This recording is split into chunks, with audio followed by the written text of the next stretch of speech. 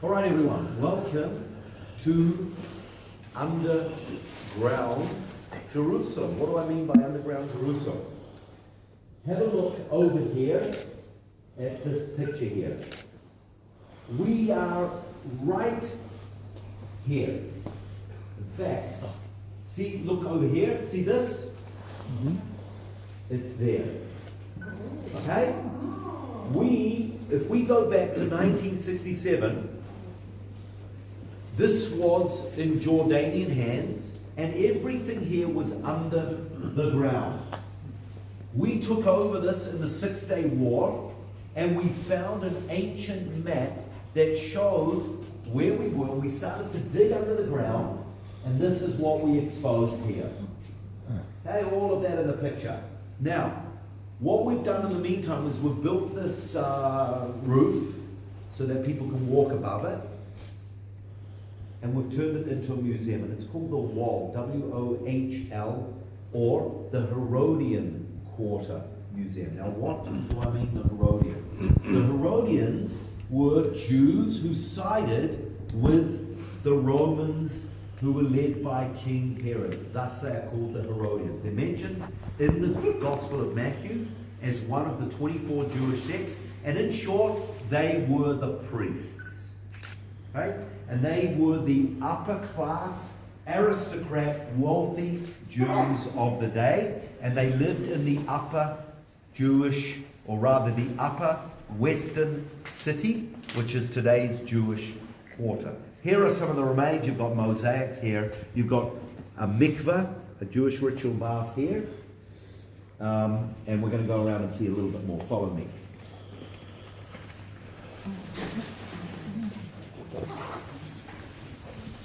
And look at some of the pictures as we go, as they were doing the excavation.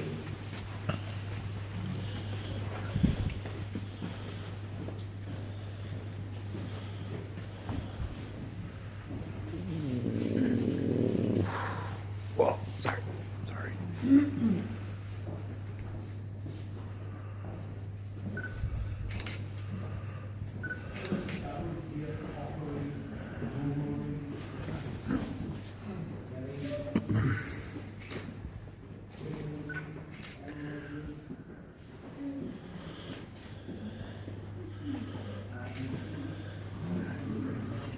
Yep.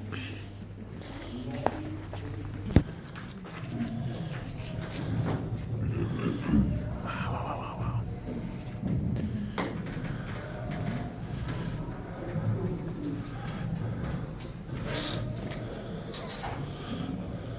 Now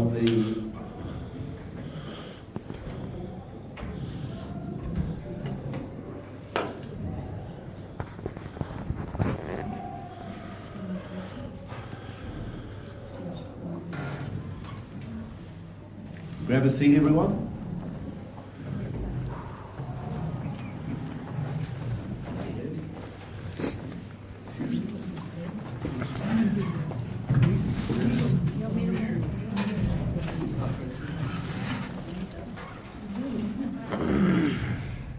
Okay, just before or in and around the 1967 Six-Day War, in a place in Jordan,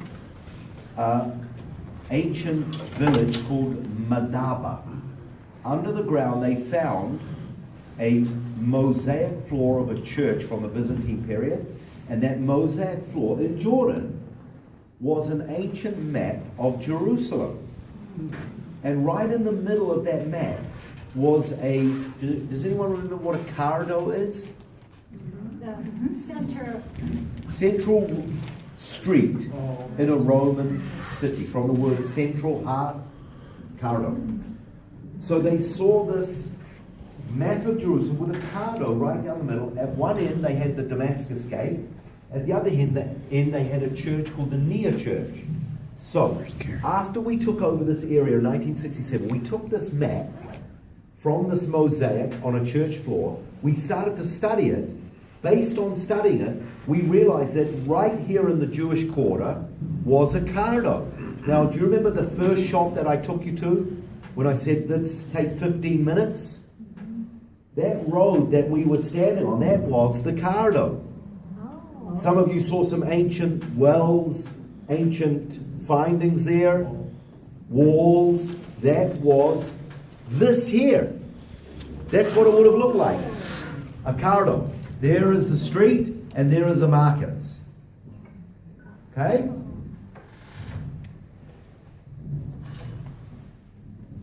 So, once we realized we are right in the middle of a Cardo, we started to dig and look what we found.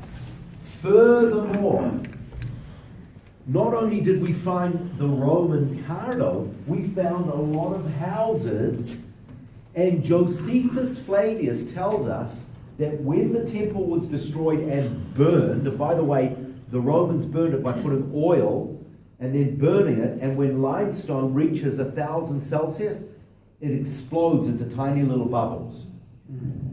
Josephus tells us that not only was the temple destroyed in the year AD 70, on the actual day, the 9th day of Av, but also the upper western city was burned and destroyed.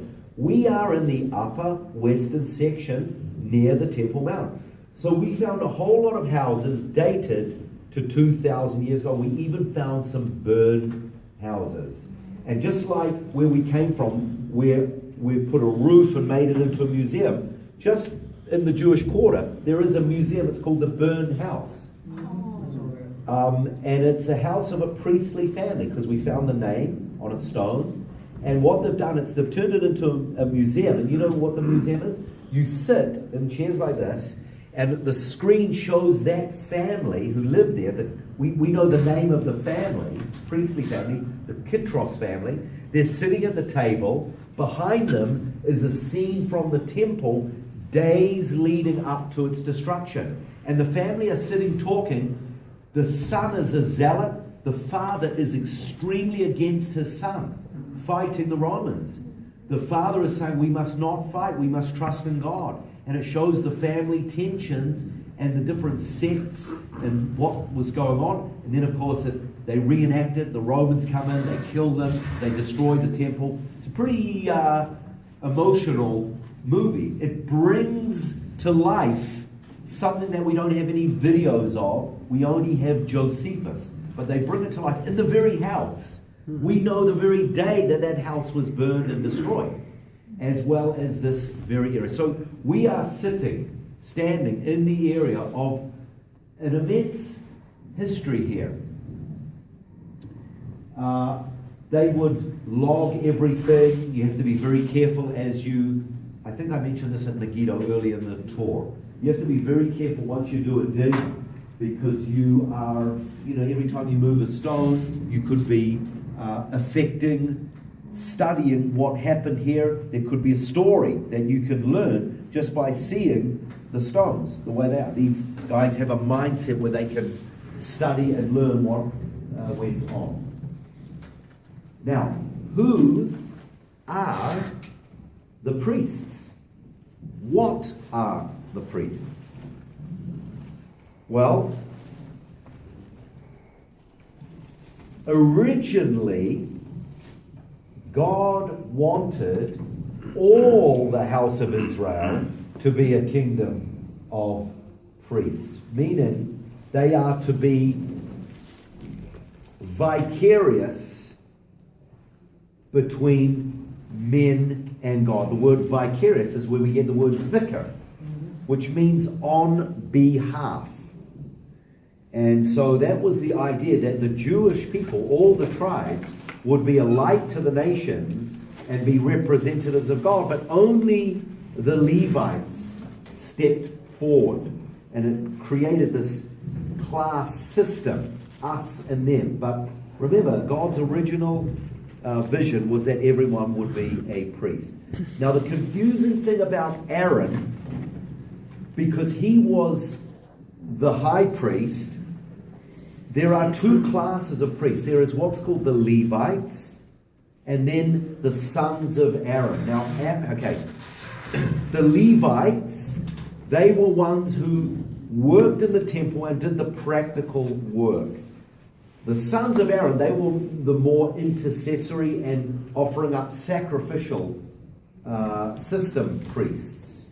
Okay? The confusing thing about Aaron and the Levites is that Aaron was a Levite. Okay? So here's the Levites who did the practical work. And here is Aaron and his sons who did the more spiritual work, even though it was all spiritual. But the confusing thing is that Aaron came from the tribe of Levi. Okay. And there was a man in the line of Aaron called Zadok.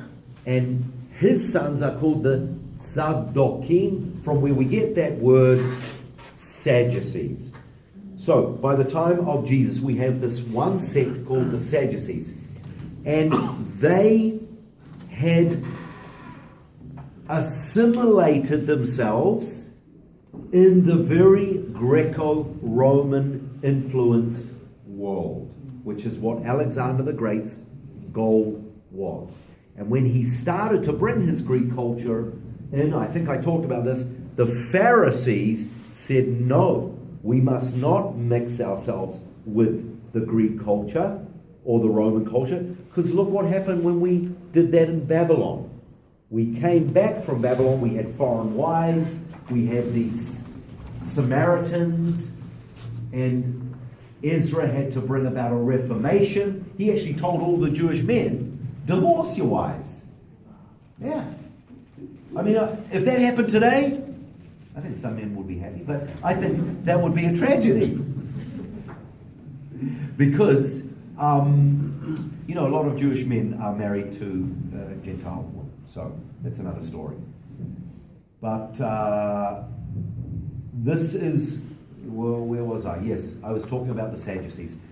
They had become what we would call today liberal theologians, okay? Left-wingers. And politically, they sided with the Romans. Now that brought a lot of division. Especially the Zealots hated them. And furthermore, I told you the story, I'm not going to say it again in depth, but remember, after the Maccabees took over and defeated the Greeks, they took upon themselves the priesthood and the kingship. And there were some people who called themselves the sons of Zadok, and they said, no, we are the true priests. And then we had this internal fighting. The Romans came to sort out our internal fighting, and it was the Sadducees who had the money, and they ended up paying the Romans for special favors. Because once the Romans took over, they said, we will choose who will be the high priest. You know, in the first temple period, which is about the same amount of time as the second temple period, 400 years, give or take, there were only about 24 high priests in the first temple period. Do you know how many there were in the second temple period, the time of Jesus? There was over 320 high priests. Some got killed, some got pushed out of office, some died off, some got paid off. So it was here that the Sadducees, they lived, and some of the remains of their house are quite elaborate. And of course, the great high priest at the time of Jesus was who? Caiaphas. And a house here, a large house that we're going to see in a minute, it's considered to be possibly, some people would say maybe highly likely, that it was his house because of its enormity, because of its upper class, lots of ritual baths, and its location. There's another place that's also considered to be Caiaphas' house. And it's one of those sites that we don't have enough evidence to say for sure, yes. So we'll go and look at the rest of the museum. Any questions? So the Sadducees were Levites then. They came from the house of Levi. I'm sorry, say that again? The Sadducees were Levites then. Just a subset of them. Not necessarily. Oh. Not necessarily. Because remember, Zadok, he was from the line of Aaron. And not all from the line of Aaron were Levites. Yeah. Okay, and by the way, everyone, we don't have a lot of time. I just looked at my